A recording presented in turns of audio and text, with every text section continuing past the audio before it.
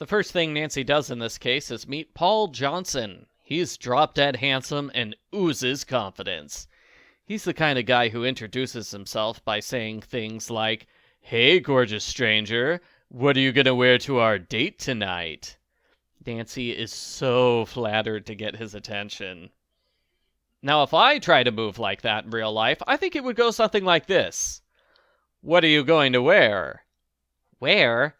"To our date tonight." "I'm wearing a police uniform because you're getting arrested for harassment." Wait, what?" Argo Funk Book Review. Argo Funk Book Review. Nancy and George are going undercover at Brookline High School to investigate the cross-country team. Someone dug a hole on the track, injuring star runner Samantha Matero. Samantha has been getting threatening phone calls and messages ever since. Thanks to the injury, Coach Abrams was suspended and replaced by his angry assistant, Coach Keenan. Samantha's replacement is Lena Coleman, who's also quite angry. She claims Samantha faked the whole thing. Paul agrees to explain the situation if Nancy goes out on a date with him. I told you he's a smooth operator. He explains that everything boils down to boyfriend problems. I should have known. See, Samantha kept skipping practice to go out on dates with Matthew. Coach Abrams forced Samantha to break up with Matthew, only nobody ever told him why, so now Matthew is revenge dating Samantha's rival. Nancy's almost injured when someone unscrews the bench press in the weight room. Coach Keenan quickly covers up the incident. In good boyfriend news, Paul is the same age as Nancy. Sort of. That means she can date him without any regrets. Nancy has a boyfriend. Maybe that should be a regret, not the fact that they're less than 2 years apart. We're not told how old Paul is, but we know he graduated high school. He spent a year in Europe. Recently, his rich grandfather died.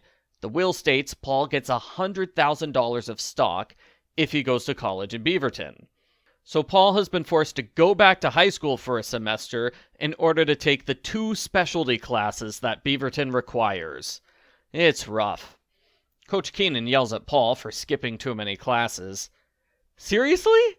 Dude, you've got $100,000 on the line. Don't skip class.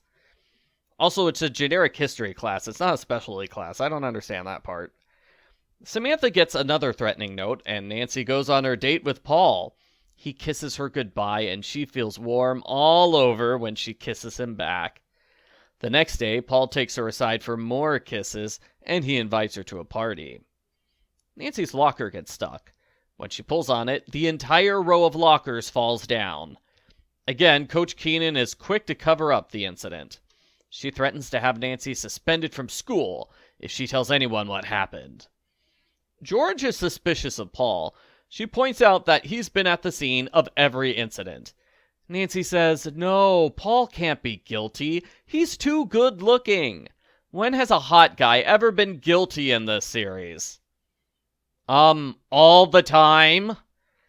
Matthew recognizes the handwriting on the threatening notes, and it occurs to me Nancy could have solved the case by getting handwriting samples. Nancy and George see both coaches lurking around the course. They search the coach offices. Somebody's blackmailing Coach Keenan. Coach Abrams' computer has the same font as the blackmail note. Only a culprit would use wingdings for blackmail. Nancy gets dressed up for Paul's party. On the drive there, Lena tries to smash into Nancy's car. The party is ruined when the power goes out, and it's ruined again when someone pushes George into the river. George comes very close to dying. On a positive note, the party has lots of pizza. Nancy's rarely seen housekeeper Hannah appears. Not at the party, though that would have been hilarious. Hannah comes downstairs to say she's going to the movies tonight. There's a casserole in the fridge. Bye. It's only like half a page, and normally I would make a joke like, "Bye, Hannah. See you in another 20 books." But there's only 9 more books left in this series. This could be the last time we see Hannah or Nancy's dad. As for the last time we see Brenda Carlton, nobody cares. Coach Adam realizes Nancy's a detective. He goes over the case with her in private. She knows that she shouldn't discuss the case with a major suspect, but she gets the feeling he's trustworthy. Plus, it's page 120. Is the book really going to introduce the culprit so close to the end? Paul fails his college entrance exam. He stops going to school entirely. The book skips ahead to the big race.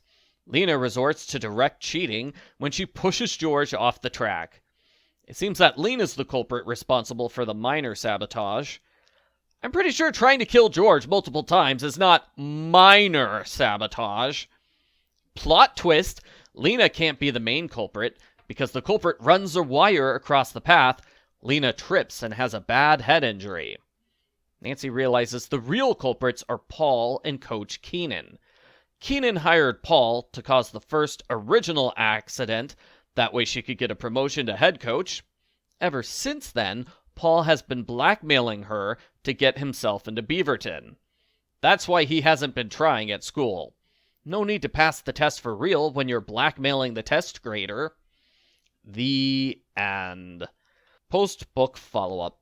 I enjoyed this book as it's fairly fast-paced and the characters are interesting. I was totally fine with the scenes where Nancy, George, and Samantha talk over the case, even if they don't move the story ahead that much. The stuff with Paul half annoyed me. Honestly, I should be a lot angrier at Nancy for ignoring George and deliberately cheating on Ned when there's no good reason to do so. The truth is that Nancy has cheated on Ned so often since book 99, I've kind of grown numb to it at this point. Overall, I'd say it's a decent entry. It focuses too much on the romance, but it still manages to include suspense and danger. Nancy could have investigated more, especially with Coach Adams and Matthew, but hey, it could have been a whole lot worse, like a book with endless running scenes. I give Nancy Drew Files number 115, Running into Trouble, an 8 out of 10.